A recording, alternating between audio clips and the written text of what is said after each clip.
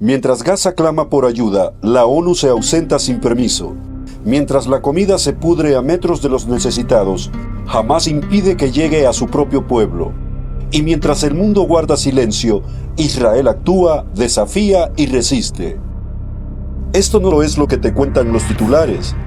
Esto es lo que está ocurriendo realmente en Medio Oriente. Y hoy te lo contaremos todo.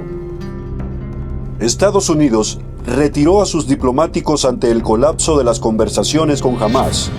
La ONU se ausentó sin permiso mientras la ayuda se acumulaba en las puertas de Gaza. Colapso de negociaciones y retirada de Estados Unidos. Al final de una semana tensa y frustrante en Oriente Medio, las conversaciones de alto el fuego entre Israel y Hamás colapsaron de forma estrepitosa. La delegación estadounidense que mediaba desde Doha, Qatar, se retiró tras lo que calificó como una respuesta decepcionante y carente de buena fe por parte de Hamás. El portavoz del Departamento de Estado, Tommy Pigott, lo dejó claro. La última respuesta de Hamás demuestra su falta de voluntad para alcanzar un alto el fuego en Gaza. La delegación fue enviada por el presidente Trump con la esperanza de lograr un acuerdo que incluyera la liberación de los rehenes israelíes y el establecimiento de un corredor humanitario. Pero no hubo avances. Hamás ni siquiera mostró señales de coordinación interna. Según Pigott, ahora consideraremos alternativas para traer a los rehenes a casa e intentar crear un entorno más estable para la población de Gaza. Estados Unidos culpa directamente a Hamás de actuar con egoísmo y la paciencia de los mediadores internacionales se está agotando. La ayuda estancada y la inacción de la ONU. Pero mientras las negociaciones fracasan, la estrategia humanitaria sigue desarrollándose ante los ojos del mundo. Literalmente, toneladas de comida están acumuladas en el cruce fronterizo de Kerem Shalom, esperando entrar a Gaza. El coronel Abdullah Halabi, jefe de la Administración de Coordinación Israelí para Gaza, abrió las puertas para que los medios vean con sus propios ojos la realidad. Tenemos aproximadamente 1,000 camiones de ayuda del lado gazatí listos para ser distribuidos por la comunidad internacional y la ONU, pero no vienen a recogerlos.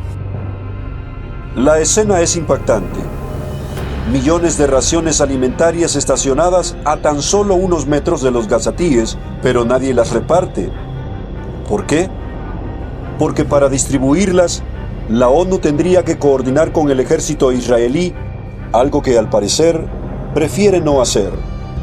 El resultado, los gazatíes pasan hambre mientras los camiones están detenidos a plena vista.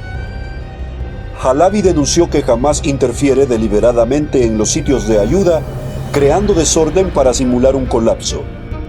Están manipulando la percepción internacional. Esta crisis es fabricada. La ayuda está lista, solo falta que la repartan. Desde hace 2 meses, más de 4.500 camiones han ingresado a Gaza con suministros humanitarios, pero muchos se quedan varados por razones políticas. La ofensiva diplomática y antisemitismo en Europa.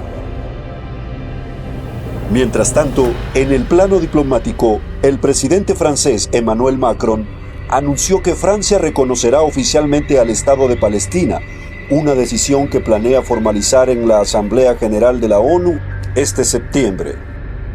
Israel calificó la decisión como peligrosa e irresponsable, especialmente en un momento que Hamás continúa atacando y bloqueando ayuda. Y desde España, otro escándalo. Más de 50 adolescentes judíos franceses fueron expulsados de un vuelo de Vueling Airlines en Valencia. El motivo, supuestamente, cantar en hebreo. La aerolínea alegó problemas de comportamiento, pero el gobierno israelí denunció el hecho como uno de los actos antisemitas más graves en tiempos recientes. Israel responde con soberanía en Judea y Samaria. Y mientras el mundo reacciona con presión, Israel responde con decisión. La Knesset israelí aprobó esta semana una resolución simbólica que exige aplicar plena soberanía sobre Judea, Samaria y el Valle del Jordán, territorios clave en la historia bíblica de Israel. Amir Ohama, presidente del Parlamento, lo definió como una declaración histórica. Aplicaremos soberanía sobre nuestra patria, Judea y Samaria. Más de 700.000 israelíes viven en esas regiones. Casi 3 millones de palestinos aún están bajo ley militar desde la Guerra de los 6 Días en 1967. Esta votación no tiene efecto legal inmediato, pero marca un giro político contundente tras los atentados del 7 de octubre. La resolución fue aprobada por 71 votos contra 13, con abstenciones de partidos de centro e izquierda y el rechazo únicamente de las formaciones árabes. Las acusaciones falsas contra Israel y la verdad sobre la ayuda. La narrativa internacional culpa a Israel por la situación en Gaza, pero voceros del gobierno han salido a desmentirlo con fuerza. David Mencer, portavoz del gobierno israelí, fue claro. En Gaza no hay hambruna causada por Israel. La escasez es provocada por Hamás. Esta crisis es artificial. Recordó que Israel permite la entrada de ayuda a través de 2 vías. 1. Paquetes semanales de alimentos distribuidos por la Fundación Humanitaria de Gaza. 2. Materias primas para panaderías y cocinas comunitarias coordinadas con la ONU. Facilitamos esa ayuda, pero Hamás y algunos actores dentro de la ONU la sabotean. También respondió a las críticas por un proyectil que impactó una iglesia católica en Gaza. Las FDI investigaron y confirmaron que fue un fallo técnico, no un ataque deliberado. Mencer reafirmó: Israel es el único país de la región donde los cristianos pueden vivir y practicar su fe libremente. La resiliencia económica de Israel y su mensaje al mundo. Y a pesar de todo, Israel no se detiene. La economía israelí creció en un 3.4% en el primer trimestre de 2025, superando incluso la de Estados Unidos. The Economist clasificó recientemente a Israel como la 6ª economía más fuerte del mundo. Los bonos de Israel, un programa iniciado en 1951, han recaudado más de $5.000 millones desde los atentados del 7 de octubre.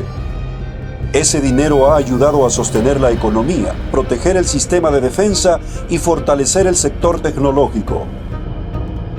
Jenny Naveg, actual presidente de Israel Bonds y exministro del gabinete, lo vivió en carne propia. En junio, un misil iraní impactó su casa. Sus hijos escaparon segundos antes de que explotara. Los daños fueron graves, dijo, pero nos mantendremos firmes y resilientes. Su mensaje al mundo: invertir en Israel no solo es inteligente, es una declaración de fe en el futuro. Mientras la ONU se retira en silencio, mientras Hamás manipula el sufrimiento de su pueblo, mientras algunos gobiernos europeos cierran los ojos al antisemitismo, Israel sigue adelante.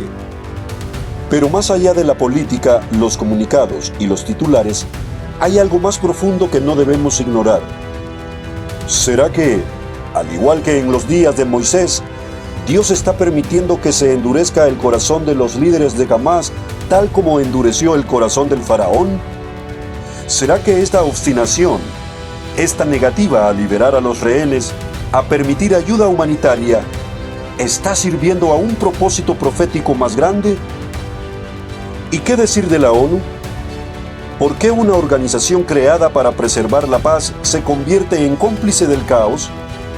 ¿Por qué elige retirarse justo cuando más se necesita? ¿Por qué tolera el teatro mediático de Hamás, aún sabiendo que usan a su propia población como escudo? ¿Por qué tantos gobiernos prefieren atacar a Israel antes de condenar la manipulación y el engaño? ¿No será que estamos viendo, una vez más, el cumplimiento de lo escrito, que cuando las naciones se reúnan contra Israel, entonces Dios actuará? En medio del ruido y la confusión, una verdad se mantiene firme: Israel está cumpliendo su papel y Dios sigue escribiendo la historia. No lo olvides, la batalla no es solo política, es espiritual, profética y eterna. Soberanía, ayuda, defensa y crecimiento. No lo verás en muchos noticieros, pero aquí, en Jazz Productions, te lo contamos todo. ¿Es justo culpar a Israel por una crisis que Hamás y la ONU han fabricado? Comparte este video, levanta la voz. La verdad no puede ser silenciada.